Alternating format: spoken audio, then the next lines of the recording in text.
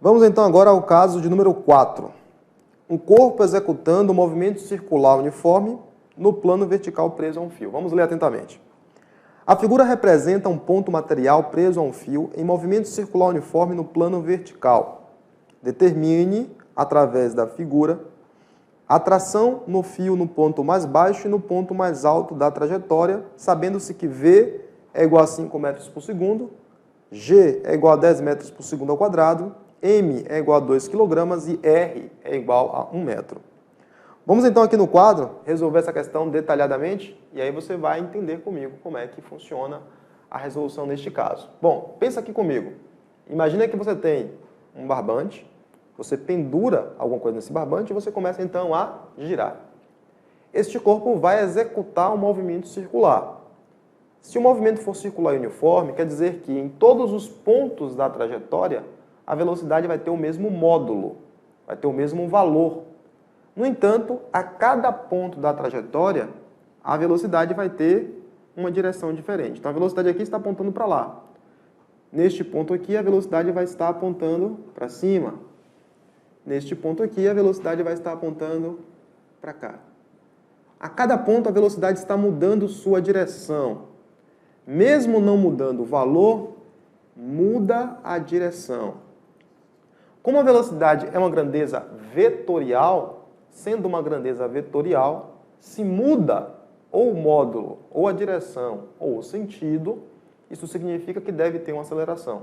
E essa aceleração é a que nós chamamos de aceleração centrípeta. Então, neste caso, tem velocidade constante. É 5 aqui, é 5 aqui, é 5 aqui e é 5 aqui. Porém, mesmo tendo velocidade constante, está mudando a direção. Mudou a direção, tem aceleração centrípeta, tem força resultante. Obrigatoriamente. Mudou qualquer um dos itens da velocidade, ou módulo, direção, sentido, tem que ter força resultante. Ele pede para a gente encontrar a tração do fio no ponto mais baixo e no ponto mais alto. Tá? É isso que nós devemos determinar. Para encontrar esta tração, nós precisamos representar as forças que agem sobre este corpo. Então vamos lá. Na nossa lista de forças, temos a força peso. Força peso age sempre para baixo, quer você queira, quer você não queira. Apenas para simplificar aqui a minha resolução, eu vou desenhar novamente e vou apagar os vetores velocidade só para que a gente pense apenas nas forças que estão atuando, tá bom? Então, apaguei aqui. Vamos desenhar para a gente pensar apenas nas forças que estão atuando no corpo. Imagina aí que isso aqui é um círculo tão perfeito quanto esse que está no slide de vocês. Então, no ponto mais baixo, eu tenho a força peso. Força peso devido à interação gravitacional. No ponto mais baixo, eu tenho a tração. E a tração vai estar apontando ao longo do fio. Então, são duas forças apenas. Só tem um peso e tração. Observa que não tem como ter normal, porque não tem contato, não tem atrito com ar, não tem elástica. Então, só tem um peso e tração da nossa listinha de forças ali. Tranquilo? Se isso aqui está executando um movimento circular e aqui é o centro do movimento circular, é fácil a gente perceber que se a força resultante tem que apontar para o centro, então a tração tem que ser maior do que o peso. Quem está na direção, né, apontando no sentido, quem está no sentido do centro tem que ser maior do que quem está apontando no sentido oposto para onde está apontando o centro. Então, tração tem que ser maior do que o peso. Como é que eu vou achar a força resultante? A força resultante vai ser quem está apontando no sentido do centro menos quem está ao contrário. Ou seja, a força resultante vai ter que ser igual à tração menos o peso. E se a força resultante está apontando para o centro, a força resultante é a força centrípeta. Sempre, tá? A força resultante é a força centrípeta. Alguns alunos acham que a força centrípeta é uma força especial, assim como uma dessas 5. Não.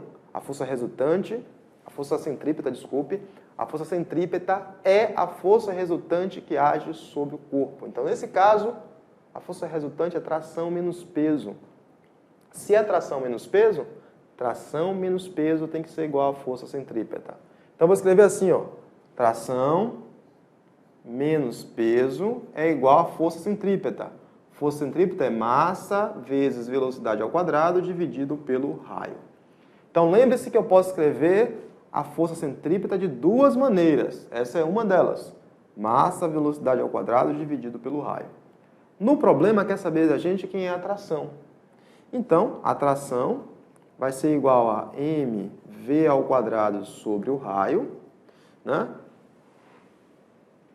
Aqui você chama de passar para o segundo membro, né? Somando o peso aqui, somando o peso aqui, vai ficar mais peso aqui, ou mais mg. Observe, então, que você tem todas as informações necessárias para calcular a tração. Você tem a massa, você tem a velocidade, você tem o raio e você tem o peso. Você sabe a massa, você sabe o peso. Então, substituindo fica, tração vai ser igual a massa, 2 kg, vezes a velocidade, 5 elevado ao quadrado, dividido pelo raio, que é igual a 1. Somado com o peso, se a massa é igual a 2, então o peso vai ser igual a 20, porque o peso é massa multiplicado pela gravidade.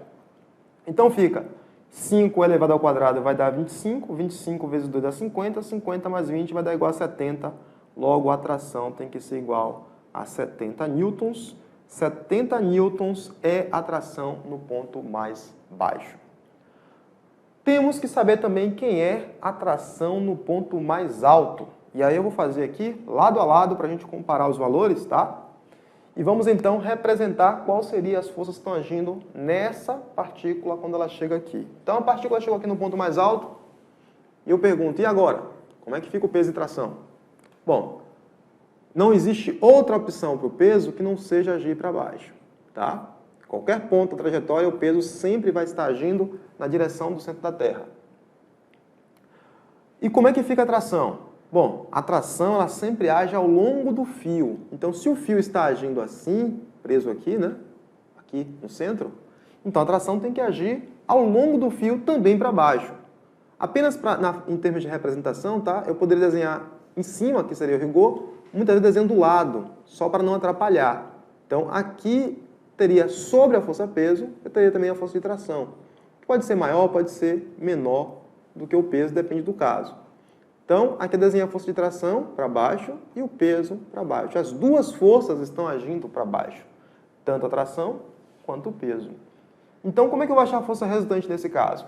A força resultante vai ser somar as forças que estão apontando para o centro e subtrair das forças que estão no sentido oposto. Então, nesse caso, as duas estão apontando para o centro. Então, a força resultante vai ser tração mais peso. Então, força resultante vai ser igual a tração somado com o peso, tá?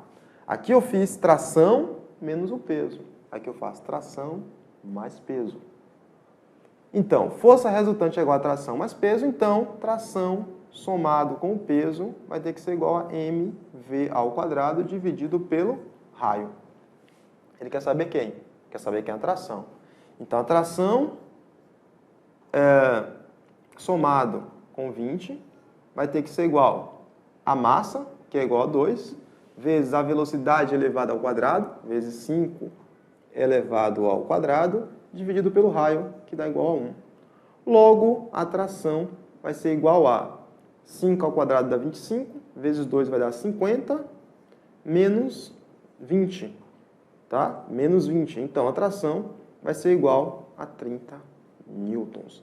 Então, quando chega no ponto mais alto, observe que a tração tem um valor menor do que o peso.